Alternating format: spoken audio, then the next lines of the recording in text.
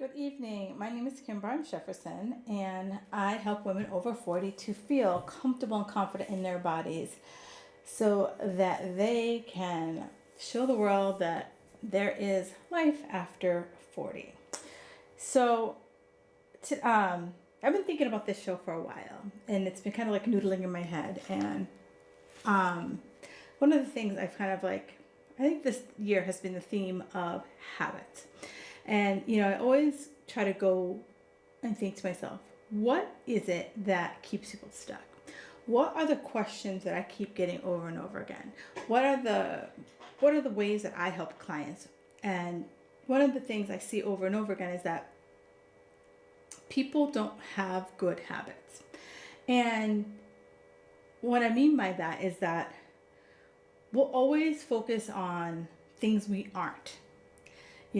I'm not a healthy eater. I'm not a good sleeper.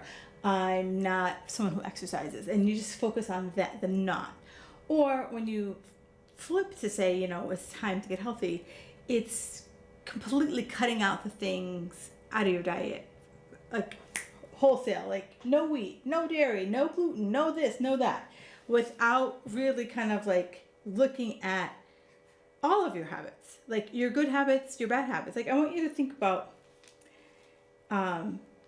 habits. Brushing your teeth, that's a habit, right? How you take your coffee, it's a habit. When you take your coffee, it's a habit. If you think about back in the day, one of our first habits were, oops, I totally hit the wrong thing. Now bring it back.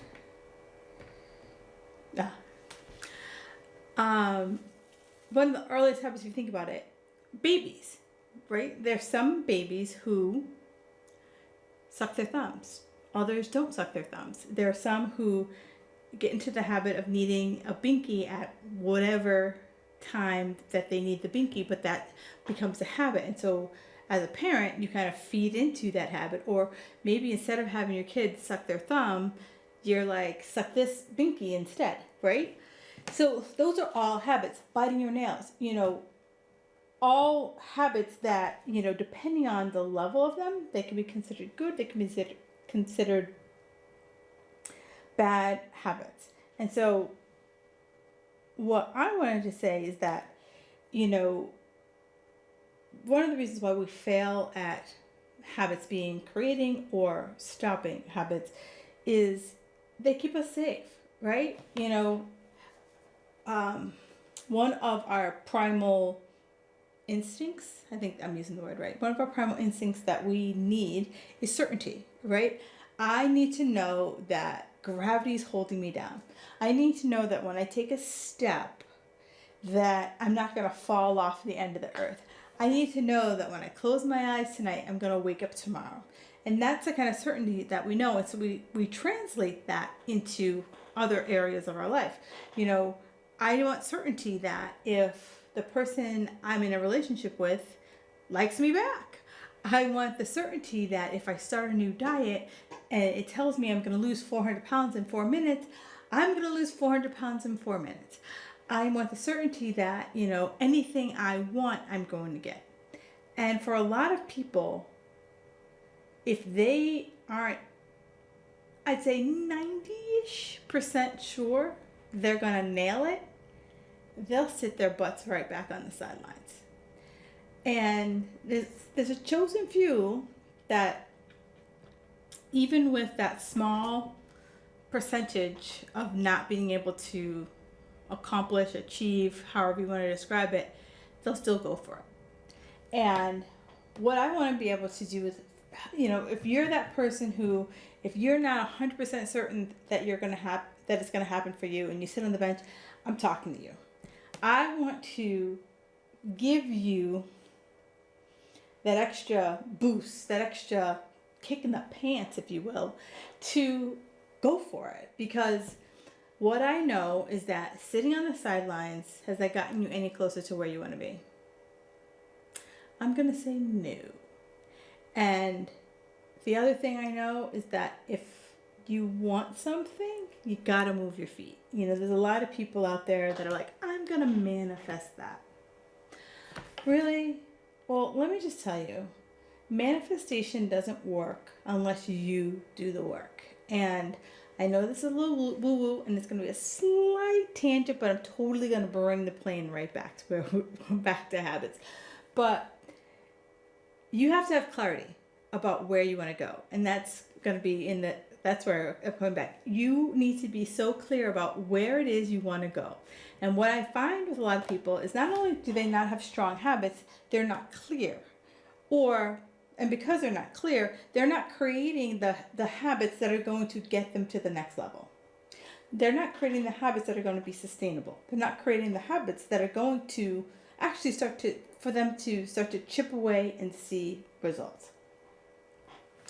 So one of the things, if I think about habits, if we think about, if I'm going to start on the bad side of habits, it's, it starts with physical things, right? And it could be too much exercise, too little exercise, too much food, too little food. It could be working too much, not working enough. Those are the kind of things where, habits are forms. It could be a mindset. It could be, you're that person who, life is always happening to you. It could be you're always a negative thinker. It could be that, you always see stuff on the bright side. It could be that you're, a little too optimistic, a little too Pollyanna, a little wearing rose-colored glasses all the darn time. It could be also like a technology thing. You could be addicted to this, your cell phone. You could be addicted to, Netflix and chilling, like that's your whole world. Could be addicted to social media. Like, you can't be, there's a woman, old client of mine. I think she had I think she had a real social media addiction, but she didn't really want to address it. Because like anytime that I was ever on social media, and I'm very like strategic when I'm on social media, I'm like, I'm in, I'm out, boom. At the moment I would finish typing something, I would immediately get a like and a comment. And I'm like, you're on social media all the gosh darn time. Like, jeepers creepers. But I digress. But, it's those kind of things. Those are like habits that, we can look at on either end, as a good habit or a bad habit.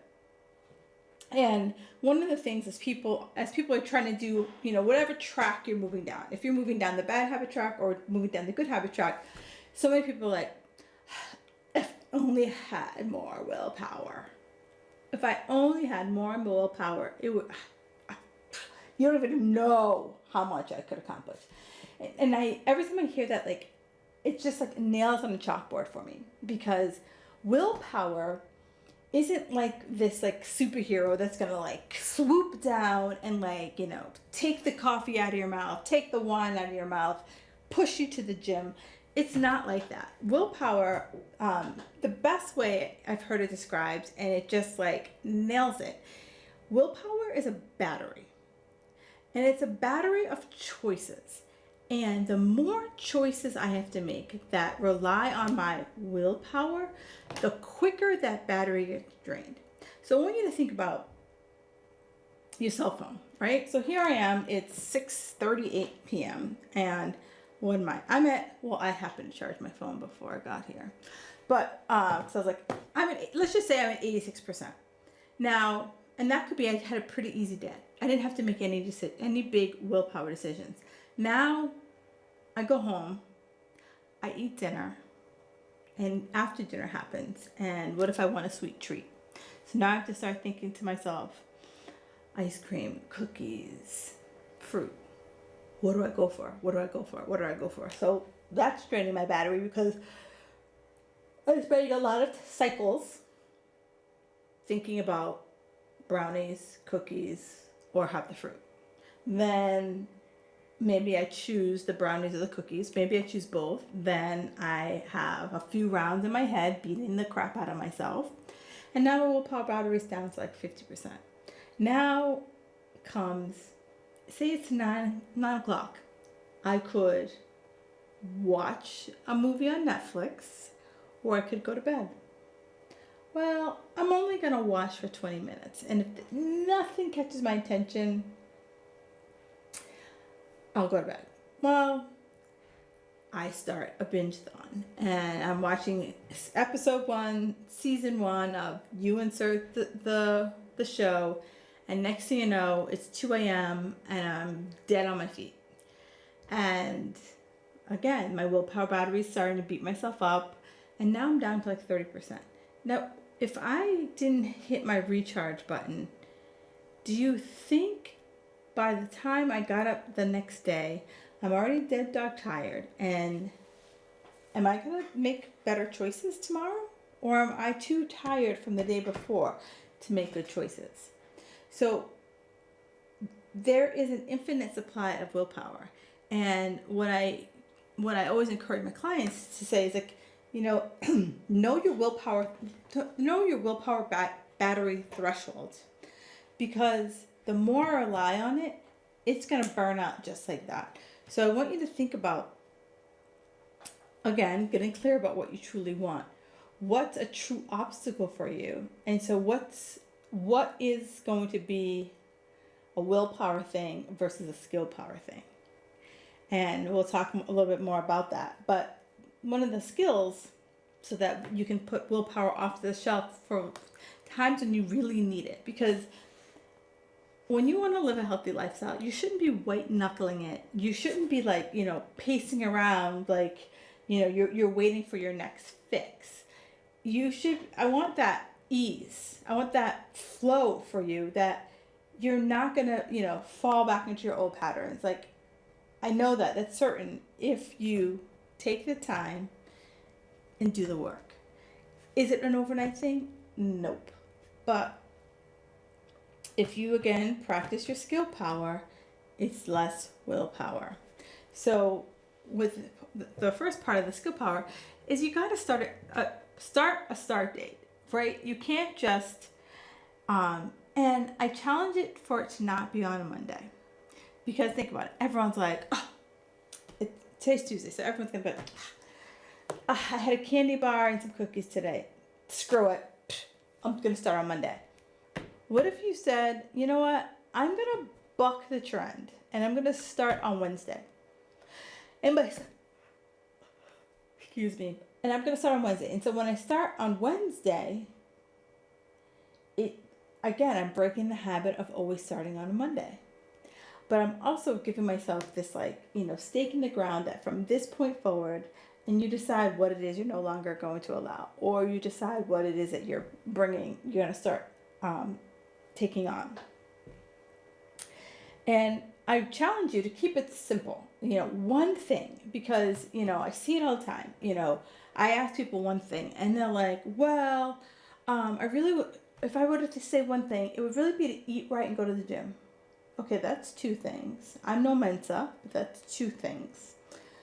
And, it's really hard to get, you guys to focus down into one thing. Because, you look at all the things that you need to change or you want to change, and you're like, I want it right now. Right now, I want to change it. And I believe in the tortoise and the hare, right? The old, is it a wives' tale? No, it's not a wives' tale. It's fable. That's what it is. It's a fable. We all know the story. The hare was like, I'm going to beat you. And the tortoise is like, go for it. And, the hare runs himself ragged, doing all these tricks, showing the turtle how fast he is, burns himself out. Meanwhile, the tortoise was like, one step at a time, and he ends up winning the race. I want you to be that tortoise. I want you to be that you're so certain you know where you're going, and you're taking your sweet old time, and you're just making life happen. And when I decide, like, okay, we're starting on Wednesday, but when I'm clear, I also need a measure. And every time don't feel like it's you, but so many people struggle with setting goals. And one of the biggest things is they struggle with setting numeric goals. That's the word I'm looking for, numeric goals. And so I'm going to apologize to you. I'm literally like sleep deprived. I am on Hawaii time right now. And even though I'm able to go to bed at 10 o'clock at night, I've been waking up at 2 in the morning like it's a giant nap. And I'm like, I literally lay there and it makes me so cuckoo. And like, I think I could fall asleep right here at this desk and I probably would wake up at 2 o'clock in the morning, locked in the room. Anyway, you want to make your goals measurable. And so I see it all the time. People are like, oh, I want to start a new habit to eat healthier. I'm like, okay, so how do you know if you're eating healthier? Like, how are you measuring that? And so they're like, what do you mean? I'm like, so are you going to eat healthy on Monday, Wednesdays, and Thursdays? Are you going to eat healthy for breakfast? Are you going to eat healthy X number of meals a week? Like, what is that quantifiable so that I can look back and say, I did it. Yeah, look at me. Right? We all want to do that victory lap, right? And define it. If you say I want to work out more, okay, so is it for duration? Is it for number of days at the gym? What is it? Classify what it is, because again, the more clear you are, the more defined you are, the more likely it's going to get done. There's a saying, what gets measured gets done. There's a app on my phone. It's called Today. And it's a habit tracker. And so I think I've told the story before, but I'll tell it again. Jerry Seinfeld, when he first started as a comedian, he knew he had to have like a library of jokes in order to be able to go to all the open mic nights. And he had to have the whole library so it wasn't like, reusing the same material over and over and over again. So he challenged himself to every single day write a joke. And every time, and he got an old-fashioned calendar, and every time he wrote a joke, he put a giant X through the day. And his motto was, don't break the streak. So, he wanted to like wake up every day and see that X on the wall, that X on the wall, the X on the wall. So think about your habits like this. I want you to see that X on the wall. Can you keep a streak for 7 days? Can you keep a streak for 14 days? How long can you keep this streak? And, a lot of people will talk about cold turkey, if it's giving up wine or if it's, going to the gym, like they'll just be like, I'm going in 2 feet and making this happen. And I go back and forth. I believe there is a percentage of the population that can do that. And I remember, this is, like 15 plus years ago when my husband and I decided that, we're going to live a healthier life. And we, met with our trainer. We came home and literally cleaned out our cupboards. We're just like, all right, this goes. And we just cleaned it and we just cleaned out our cupboards. Now, other people would be like, oh, hell no. I remember there was a weight loss show I was watching on TV. I can't remember the name of it. And they had, the whole family needed to go on a diet and the, nutrition coach moved in with them.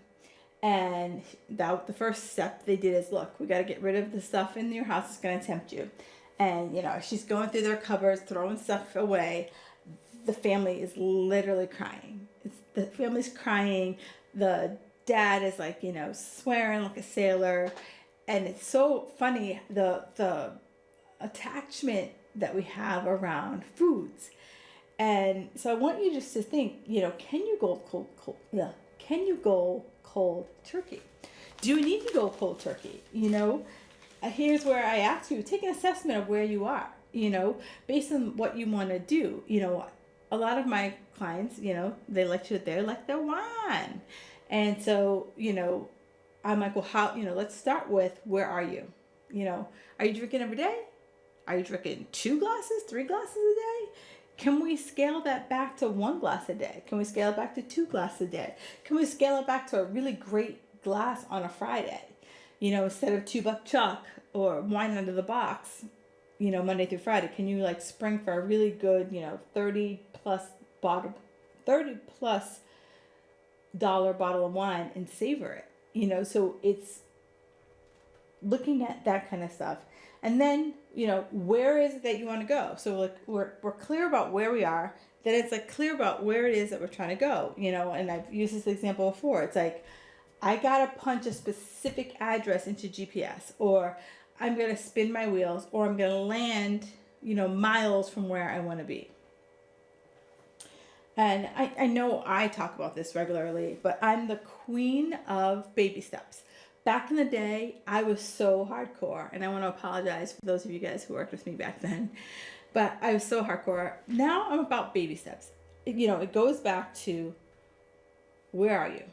Assessing where you are, and then seeing what's possible for you. Now, everyone, wants to immediately go from beginner to, expert. But I always say to people, beginnings are messy, but it's in the mess where you find your mastery. It's in the mess where you find your footing and how it's going to best work for you. Yeah, it stinks. Yeah, it's awkward. Yeah, it's uncomfortable. But at the end of the day, I know it always works out. I truly, truly, truly know that it works out. And so instead of being that all or nothing kind of person, I want you to be, I say this, success is boring as salty talk. And I want you to get comfortable in it being boring. I want you to get comfortable that, there's not going to be shooting stars and unicorns flying across when you're hitting your goals. But if that's something that motivates you, that you need, I want you to, set little mini goals along your path and celebrate the heck out of them, because the wins is what keeps you going. It's not the deprivation. It's not the denials. It's looking in the mirror and saying, hey, these pants don't feel as tight. Doing your measurements and saying, I think I'm down 5 inches. It's those kind of things. It's like, I'm sleeping better. Look, my skin looks so much better. Those are the things I want you to think about. And it's, again, everything I've given you isn't about willpower, because willpower can only take you but so far. But if you start learning, stronger skills, you'll have a better shot of knocking it out of the park. And just like good habits are triggered, there's a trigger mechanism, bad habits have the same trigger mechanism. So I want you to think about, what kicks off the habit you're trying to change. Do you come home and immediately the habit is, take off your coat, grab a glass and pour a bottle of wine, pour a glass of wine. Is the habit, after you get the kids down, you feel like you deserve a snack? Is it the habit that, you only go to the gym on days it's not raining? What is that habit? What is that trigger that you seem to fall into? And is there any way, is it your environment? Is it someone who's around you? What is the way that you can change that trigger so that it helps you to create the next steps? And the last piece is accountability. I can't stress accountability. And over the last few weeks, I've been working with an accountability partner, and it's been very eye-opening because let's just be honest, we think we are the bee's knees. And okay, at least I think I'm the bee's knees. And it's very humbling to open the kimono and show and be vulnerable to someone, to be like, I can't do this on my own. And I totally get that, especially for someone in my position. I should know all of this. But what I do know is that you can't be objective about yourself. I know that wholeheartedly. You cannot be objective about yourself. You will always find something. And so one of the things by hiring someone is that they're your second set of eyes. They're the person who can talk to you objectively, because there's no emotional attachment. Their only skin in the game is to help you be your best.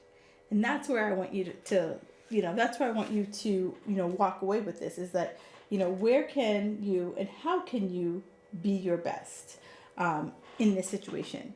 And I'm just going to wrap it up. I want you to beware of trolls, right? Trolls aren't just those people on the internet you don't know. Trolls can be people you know who, when you try to better yourself, they don't like it. They want you to be you, the way you are right now, no changes. And I want you to know that it's your accountability partners, it's, your circle of folk who are like-minded when it comes to making this change. They're going to be your biggest and your best supporters. So at the end of the day, they're good habits, bad habits. Both can be broken, both can be strengthened, and it's just a matter of you getting really clear on what it is you're trying to create, the life you're trying to create. So I want to thank you for joining me this evening. And again, if you have any questions, comments, you can always hit me up on my website, which is fatfitsquad.com. Instagram, Kim Jefferson Coach. Same thing on Facebook. And I will be back on the 14th of May, and I'll be talking about how to make every day a beach day. Have a fabulous evening. And again, if there's any questions about what I talked about this evening, or if you have any show topics, I'm always looking for ideas for shows. And I'd rather talk about what is on your mind versus, what I think is on your mind. But I think I have a pretty good pulse on what you guys are been struggling with over what you're struggling with, what you continue to struggle with, what you also find to be supportive.